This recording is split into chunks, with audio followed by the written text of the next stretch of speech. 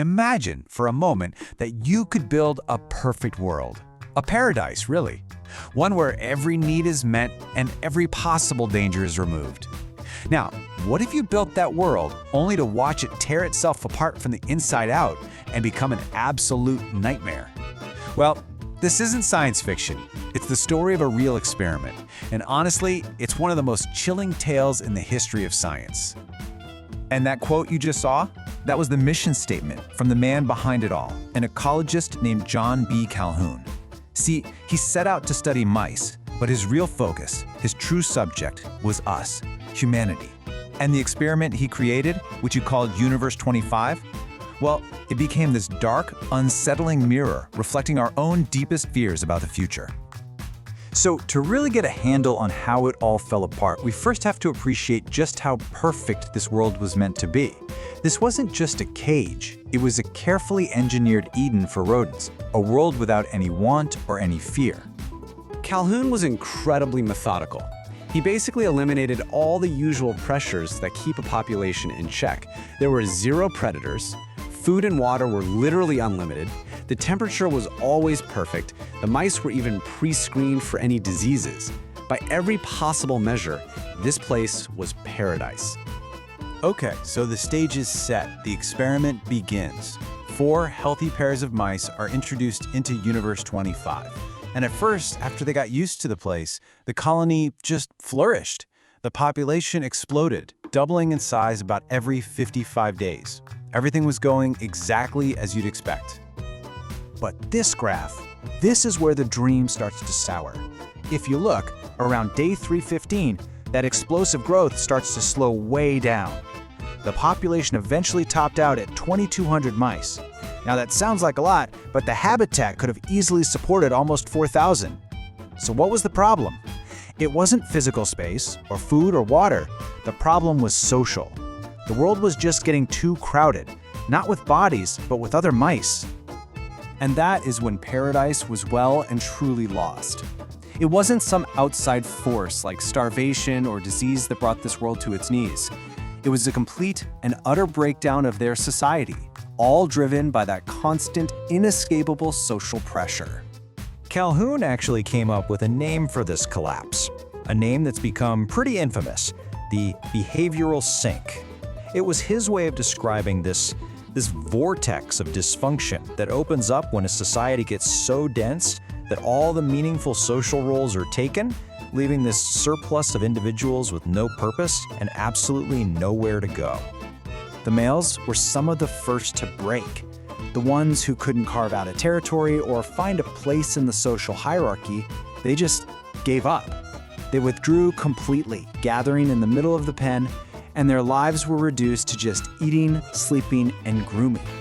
Because they never fought, their coats were perfect, totally unscarred. And Calhoun, with his sort of poetic flair, he called them the beautiful ones. Meanwhile, the females, their behavior took a dark turn too.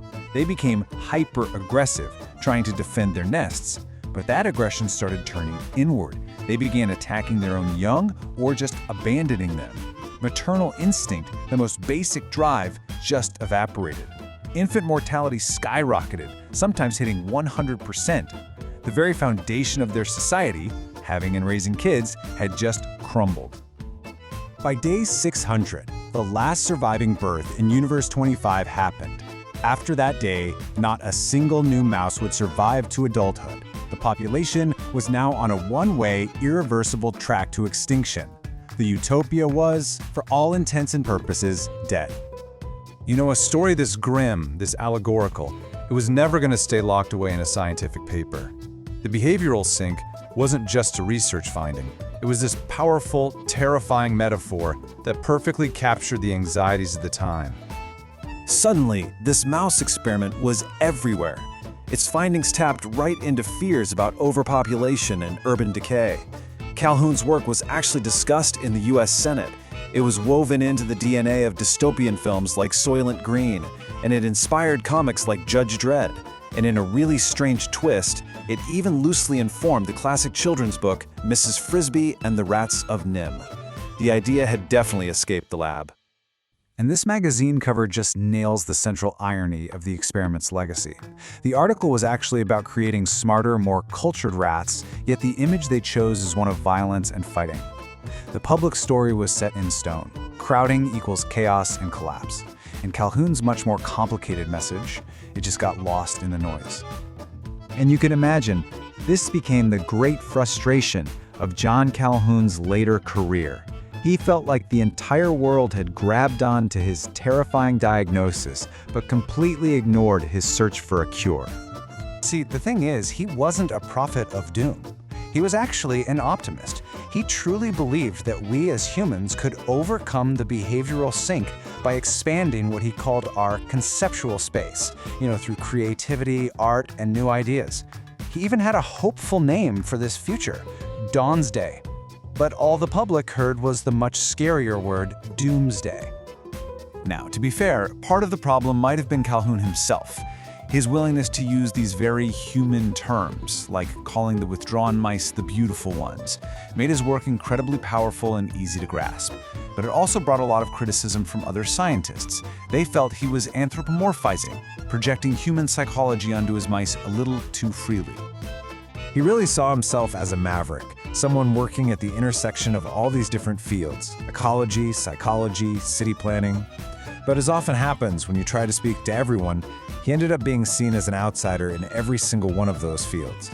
The very thing that made his work so fascinating to the public also kind of isolated him from his peers. The rats had escaped the lab, but in a way, Calhoun remained trapped by them. So, where does that leave us? What should we make of Universe 25 today? Was it really a prophecy about our own future in crowded cities, or was it something else? Maybe the best way to think about this whole experiment is like one of those Rorschach inkblot tests.